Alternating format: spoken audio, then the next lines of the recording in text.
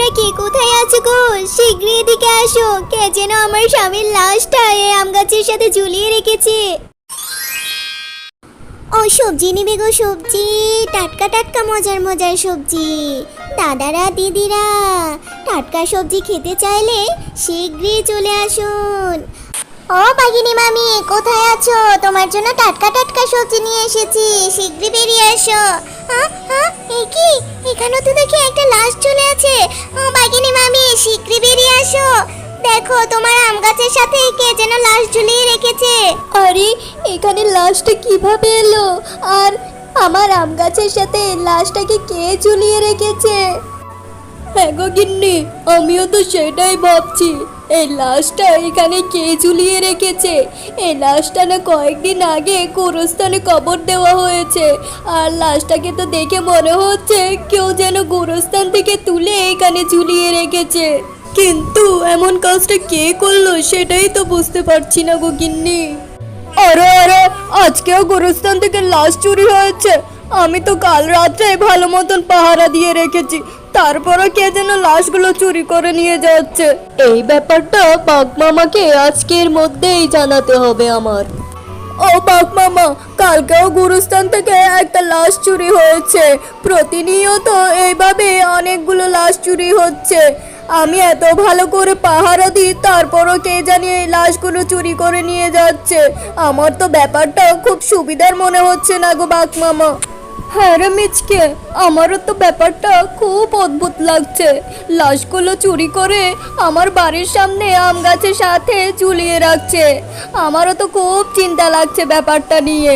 মিচকে রে, তোর আরো ভালো করে পাহারা দিতে হবে।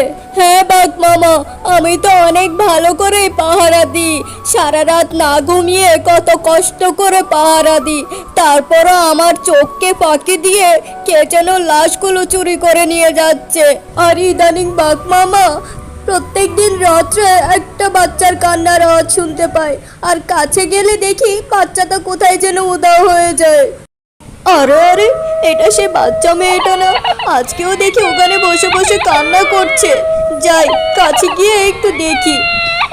এরপর মিচকে বাচ্চাটার কাছে যেতেই বাচ্চাটা কোথায় যেন উধাও হয়ে যায়।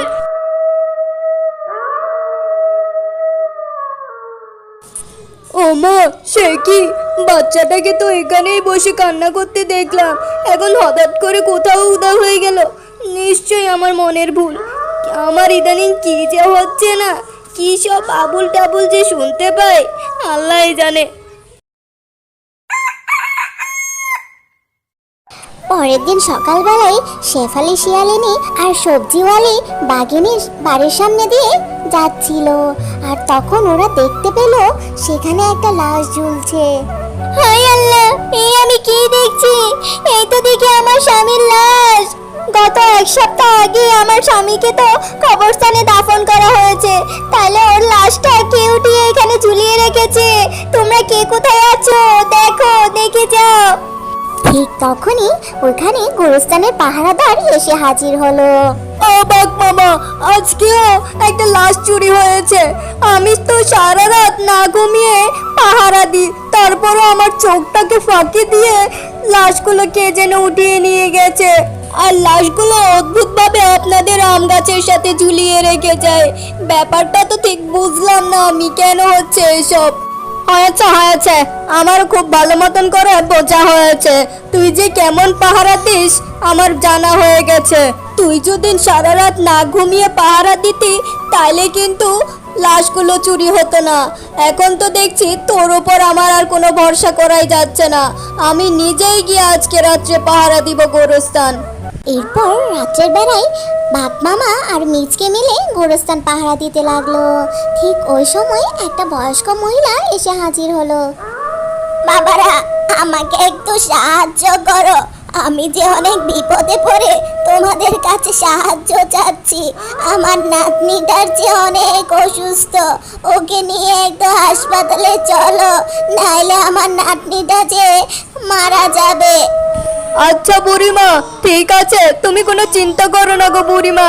তোমার নাতনিটাকে আমরা এক্ষুনি হাসপাতালে নিয়ে যাচ্ছি, চলো। এরপর ওরা তিনজন কিছু দূর যেতে বুড়িটা কোথায় যেন গায়েব হয়ে যায়। আরে বাঘ মামা, হঠাৎ করে বুড়িমাটা কোথায় গায়েব হয়ে গেল? কি হচ্ছে কি এসব আমাদের সাথে এই কয়েকদিন ধরে? কি গো বুড়িমা, তুমি আমাদেরকে মিথ্যে কথা বলে আমাদের চোখকে ফাঁকি দিয়ে এখানে এসে তুমি লাশ চুরি করছো?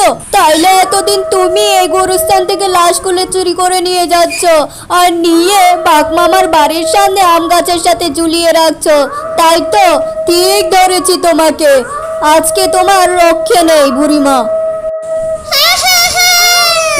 আমি প্রতিশোধ নেব। প্রতিশোধের আগুনে জ্বলছি আমি। আমি কাউকে ছাড়বো না। সবাইকে মেরে ফেলবো। তোরা জানতে চাস আমি এমনটা কেন করি? তাহলে শোন, বছর খানেক আগে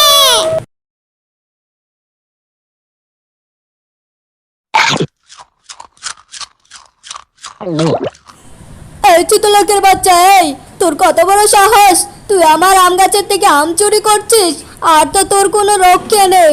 দাঁড়া। বাঘিনী কাকি, আমাকে ছেড়ে দাও। আমার যে খুব লাগছে। আমাকে ছেড়ে দাও বাঘিনী কাকি। এরপর বাঘিনী বাচ্চাটাকে নির্মমভাবে পিটিয়ে ওখানেই মেরে ফেলে। আরে বাচ্চাটা তো মরেই গেল। এখন যেই করে হোক বাচ্চার লাশটাকে কোথাও লুকিয়ে দাফন করে দিতে হবে, নাইলে তো গ্রামবাসী জানতে পারলে অনেক ঝামেলা হবে। আমার নাতনিটা যে কোন সকালবেলায় বেরিয়েছে ঘর থেকে, এখনো তো ফিরলো না। আর আজকে ওর জন্য মনটাও কেমন কেমন করছে। যাই দেখে আসি, আবার কোনো বিপদ হলো নাকি।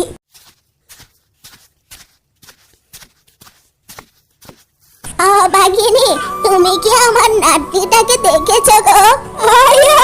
এই কি দেখছি আমি? আমার নাতনিটাকে কে মেরে ফেললো এভাবে? বাঘিনী, নিশ্চয়ই তুমি আমার নাতনিটাকে মেরে ফেলেছো। হ্যাঁ হ্যাঁ, মেরে ফেলেছি, বেশ করেছি। মারবো না তো কি করব? তোর নাতনির এত বড় সাহস আমার আম গাছ থেকে আম চুরি করছে। বাঘিনী, তুই খুব খারাপ। তুই সামান্য একটা আমের জন্য আমার নিরীহ নিষ্পাপ নাতনিটাকে মেরে ফেললি। আমি তোর নামে পুলিশের কাছে কমপ্লেন করব। কি বললি বুড়ি? তুই আমার নামে পুলিশের কাছে নালিশ দিবি? দাঁড়া। এরপর বাঘিনী বুড়ির দিকে একটা ইট ছুঁড়ে মারে, আর এই ইটটা বুড়ির মাথায় গিয়ে লাগে। বুড়ি মাথায় আঘাত পেয়ে রক্তাক্ত হয়ে ওখানে মারা যায়। আরে আরে, বুড়িটাও তো মারা গেল। এক কাজ করি, বুড়ি আর তার নাতনির লাশটাকে এই আম গাছের নিচে লুকিয়ে রেখে দিই। আবার গ্রামবাসীর জানাজানি হয়ে গেলে আমার নামে পুলিশের কাছে নালিশ করবে। আমার বাবু জেল টেলে থাকার কোনো ইচ্ছে নেই। তোর বউ বাঘিনী আমার নাতনিটাকে নির্মমভাবে হত্যা করেছে, তাই আমি প্রতিশোধ নিব। তোর বউয়ের রক্ত খাবো আমি, তখনই আমার আত্মা শান্তি পাবে। ও বুড়িমা, তোমার সাথে যা হয়েছে খুব অন্যায় হয়েছে। আমার বউ যদি তোমার সাথে অন্যায় করে থাকে, অবশ্যই আমার বউ শাস্তি পাবে। তুমি কালকেই আসবে আমার বাড়িতে, আর আমি আমার বউয়ের শাস্তির ব্যবস্থা করব। গিন্নি, তুমি এই বুড়িমাটা আর তার নাতনিটার সাথে অনেক বড় অন্যায় করেছো। তাই তো এই বুড়িমাটা প্রতিশোধ নিবে বলে কবরস্থান থেকে লাশগুলো তুলে আমাদের আম গাছের সাথে ঝুলিয়ে রেখেছে। তোর বউকে আমার হাতে তুলে দে, আমি ওকে শাস্তি দিব।